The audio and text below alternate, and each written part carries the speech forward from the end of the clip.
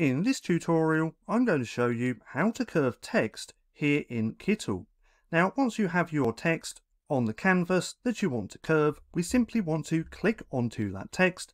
Then over here on the right hand side, we have lots of different options that we can use for text, but we want to use this one just here where it says circle.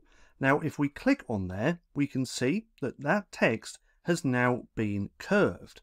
Now what we can do is put that in place, and if we click onto the bottom of this circle, we can make it more circular or less with the curve, as we can see. So we can easily curve it round something that we want to curve.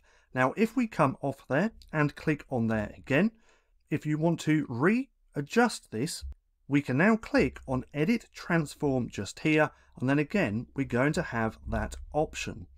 Now, to invert this is very simple as well.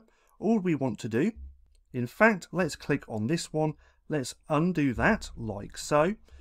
But to invert this is very simple as well. So if we click on the circle, right underneath we have this direction inverted.